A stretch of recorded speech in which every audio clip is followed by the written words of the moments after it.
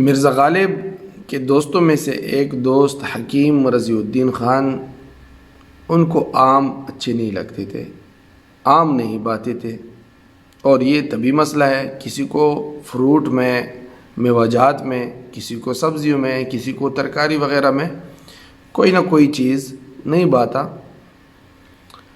اور حکیم صاحب کا اس مسئلے پر مرزا صاحب کے ساتھ ہمیشہ اختلاف رہتا تھا۔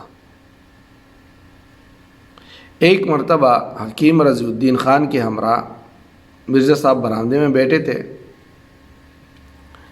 اتنے میں ایک کمار اپنے گدے لے کر وہاں سے گزرا۔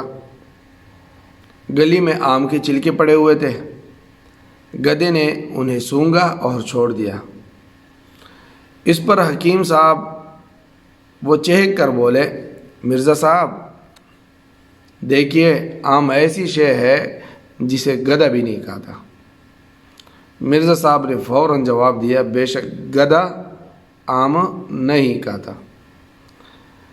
تو مرزا صاحب نے فوراً اسی الفاظ کو دہرا کر جواب دیا۔ اب جواب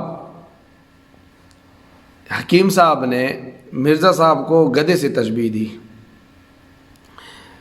گدھا ایک ایسا جانور ہے جانوروں میں کہ جو حماقت میں، بے وقوفی میں ضرب المثل ہے۔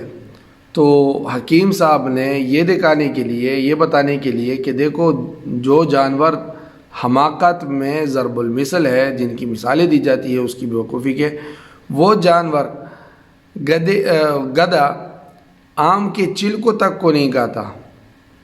چھلکے جو عام جانور سبزیوں کے، میوہ جات کے چھلکے کھا لیتے ہیں، لیکن گدھا نہیں کھا رہا، اور آپ ہے جو آم کے اتنے شوقین ہیں۔ تو مرزا صاحب نے بھی فوراً جواب دیا کہ بے شک گدھا آم نہیں کھاتا۔ مطلب ہے کہ گدھا آم نہیں کھاتا تو وہ آپ ہی ہیں۔